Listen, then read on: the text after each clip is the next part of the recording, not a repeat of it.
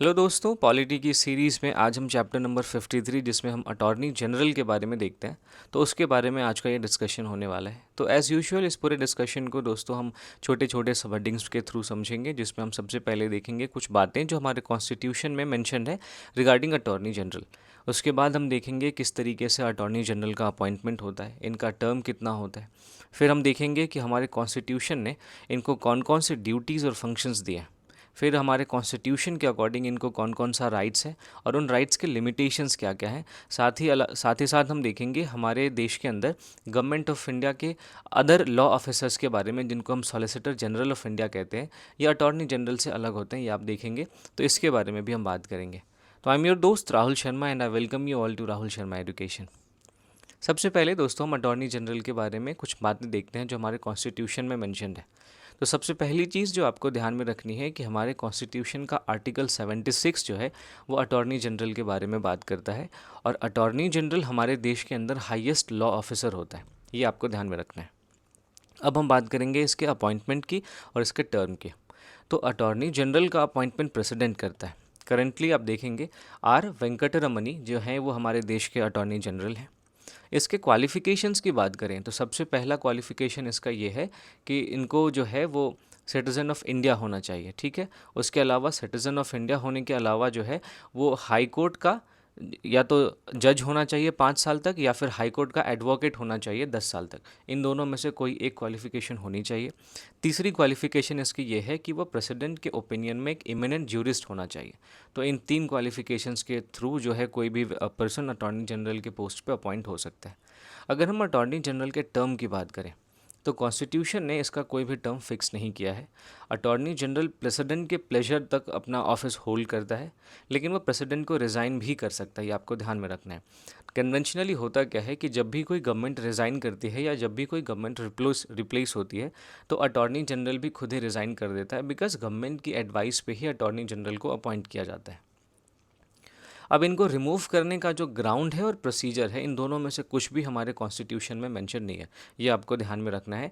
और attorney general को वो सारे रिन्यूमरेशन जैसे सैलरीज हो गया, पेंशन हो गए, जो भी उनको अलाउंसेस मिलते हैं, तो ये सारी चीज़ें जो है वो प्रेसिडेंट डिटरमिन करता है, ये आपको ध्यान में रखना है। अब हम बात करते हैं अटॉर्नी जनरल के ड्यूटीज़ एंड फंक्शंस की। तो हमारे कॉन्स्टिट्यूशन में अटॉर्नी जनरल को कई सारे फंक्शंस दिए हैं, कई सारे इनके ड्यूटीज़ दिए हैं। तो एक एक करके हम दोनों चीज़ों को समझते हैं। फंक्शंस के बारे में बात करें तो सबसे पहले आपको ध्यान में ये रखना है कि गवर्नमेंट ऑफ इंडिया को उन लीगल मैटर्स में एडवाइस करना अटॉर्नी जनरल का ये फंक्शन है। जो मैटर जो है वो प्रेसिडेंट इनको रेफ़र करता है। इसके अलावा आप देखेंगे जो भी लीगल कैरेक्टर के अदर ड्यूटीज़ हैं उनको भी ये परफॉर्म करता है, और ये सारे काम जो है वो प्रेसिडेंट इनको असाइन करता है। तो अटॉर्नी जनरल का दूसरा फंक्शन ये रहा। तीसरा जो इनका फंक्शन है कि कॉन्स्टिट्यूशन ने या फिर कोई भी कानून बना के पार्लियामेंट ने अगर कोई भी फंक्शन इनको दिया है करने को, तो उन सारे फंक्शंस को ये डिस्चार्ज करेगा। तो ये तीन फंक्शन जो हैं वो अटॉर्नी जनरल के आपको ध्यान में रखने हैं। इसके अलावा अटॉर्नी जनरल की कई सारी ड्यूटीज़ भी हैं, जैसे गवर्नमेंट के बिहाफ पे सारे केसेस में सुप्रीम कोर्ट में अपीयर होना। इसके अलावा आप देखेंगे गवर्नमेंट ऑफ इंडिया को रिप्रेजेंट करना सुप्रीम कोर्ट में, जब भी प्रेसिडेंट जो है वो सुप्रीम कोर्ट से आर्टिकल 143 के तहत कोई एडवाइस मांगता है और इसमें गवर्नमेंट ऑफ इंडिया का रेफरेंस आता है, तो गवर्नमेंट ऑफ इंडिया को रिप्रेजेंट करने की जो पावर है वो अटॉर्नी जनरल के पास है, ठीक है। अब ये जो आर्टिकल 143 है ये सुप्रीम कोर्ट के एडवाइजरी जुरिस्डिक्शन की बात करता है। इस जुरिस्डिक्शन में आप देखेंगे कि जो प्रेसिडेंट है वो सुप्रीम कोर्ट से एडवाइस मांगता है और सुप्रीम कोर्ट प्रेसिडेंट को एडवाइस देता है।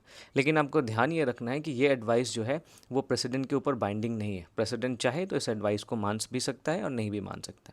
तो ऐसे केसेस में आर्टिकल 143 के यूज़ में अगर कहीं पे भी गवर्नमेंट ऑफ इंडिया का रेफरेंस आता है तो वहाँ पे गवर्नमेंट ऑफ इंडिया को रिप्रेजेंट करने की जो पावर है, जो ड्यूटी है, वो भी अटॉर्नी जनरल के पास है, ठीक है। अब देखेंगे आप कि अगर हाई कोर्ट में कोई ऐसा मामला है जहाँ पे गवर्नमेंट ऑफ इंडिया कंसर्न्ड है, तो ऐसे केसेस में हाई कोर्ट में भी अटॉर्नी जनरल अपीयर हो सकता है। तो ये इनके कई सारे ड्यूटीज़ थी जो आपको ध्यान में होनी चाहिए। अब अगर हम इनके राइट्स और लिमिटेशंस की बात करें तो कई सारे राइट्स कॉन्स्टिट्यूशन ने हमारे देश में अटॉर्नी जनरल को दिए हैं। जैसे जब भी वो अपने ऑफिशियल ड्यूटी को परफॉर्म करता है अटॉर्नी जनरल, तो उसको राइट ऑफ ऑडियंस होता है, यानी कि कोर्ट में बोलने का इसके पास राइट होता है। कोर्ट में अब खुद को जो है वो अपना अपना ओपिनियन रखने का इसको राइट होता है। तो ये राइट ऑफ ऑडियंस है। इसके अलावा आप देखेंगे कि अटॉर्नी जनरल पार्लियामेंट के दोनों हाउसेस की प्रोसीडिंग में भी पार्टिसिपेट कर सकता है, वहाँ पे बोल भी सकता है, लेकिन पार्लियामेंट की प्रोसीडिंग्स में वो वोट नहीं कर सकता। वो वोट केवल उसी कमिटी में कर सकता है जिस कमिटी का वो मेंबर है। तो ये आपको ध्यान में रखना है। इसके साथ साथ अटॉर्नी जनरल को वो सारे प्रिविलेजेस और इम्यूनिटीज़ मिले होते हैं जो कि एक मेंबर ऑफ पार्लियामेंट को मिलते हैं। तो इस तरीके से ये सारे राइट जो हैं वो अटॉर्नी जनरल के हैं, जिसको आपको ध्यान में रखना है। अब अटॉर्नी जनरल के कई लिमिटेशंस भी हैं, जैसे वो कभी भी गवर्नमेंट ऑफ इंडिया के अगेंस्ट में कुछ भी एडवाइस नहीं देगा। इसके साथ साथ आप देखेंगे कि वो किसी भी ऐसे क्रिमिनल प्रोसिक्यूशन वाले पर्सन को डिफेंड नहीं करेगा बिना गवर्नमेंट ऑफ इंडिया के परमिशन के। ठीक है, अगर गवर्नमेंट ऑफ इंडिया ने उसको परमिट कर दिया है तो वो किसी क्रिमिनल प्रोसिक्यूशन वाले सॉरी किसी क्रिमिनल प्रोसिक्यूशन वाले पर्सन को डिफेंड कर सकता है। ठीक है, इसके साथ साथ आप देखेंगे कि वो किसी भी कंपनी या कॉरपोरेशन का डायरेक्टर के तौर पे अपॉइंटमेंट एक्सेप्ट नहीं कर सकता without the permission of the government of India. यानी कि बिना सरकार के परमिशन के वो किसी भी कंपनी या कॉरपोरेशन का डायरेक्टर नहीं बन सकता, लेकिन अगर गवर्नमेंट ऑफ इंडिया ने उसको परमिट कर दिया है तो फिर वो डायरेक्टर बन सकता है। इसके साथ साथ इसके लिमिटेशंस में आप देखेंगे कि वो किसी भी गवर्नमेंट ऑफ इंडिया के डिपार्टमेंट को या मिनिस्ट्री को एडवाइस नहीं करेगा, तब तक नहीं करेगा जब तक कि ऐसा करने का प्रपोजल जो है वो उसको ministry of law and justice से नहीं मिला हो। ठीक है, तो जब तक ministry of law and justice attorney general को किसी भी डिपार्टमेंट को एडवाइस करने के लिए नहीं कहती, तब तक अटॉर्नी जनरल एडवाइस नहीं करता है। अब इन सारे पॉइंट्स के थ्रू आप ये समझ पा रहे होंगे कि अटॉर्नी जनरल है तो एक पूरा full time council for the government, लेकिन फिर भी वो गवर्नमेंट सर्वेंट की कैटेगरी में नहीं आता है और उसको प्राइवेट लीगल प्रैक्टिस से डिबार नहीं किया गया। यानी कि अटॉर्नी जनरल चाहे तो वो प्राइवेट लीगल प्रैक्टिस भी कर सकता है, बट इसके लिए उसको गवर्नमेंट ऑफ इंडिया के प्रायर परमिशन की ज़रूरत होती है। ठीक है, तो ये इसके कुछ राइट्स थे, कुछ लिमिटेशंस थे जो आपको पता होने चाहिए।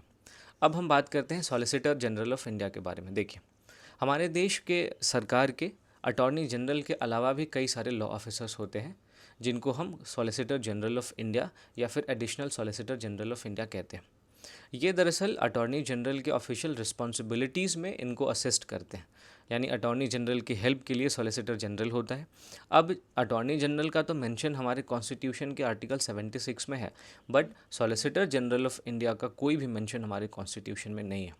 तो दोस्तों, ये पूरी चीज़ें आपको इस चैप्टर में जाननी चाहिए थी, जिसको मैंने आपके साथ काफ़ी अच्छे से डिस्कस किया। अगर आपको इस सेशन का पीडीएफ चाहिए तो आप मेरे टेलीग्राम चैनल को ज्वाइन कर सकते हैं।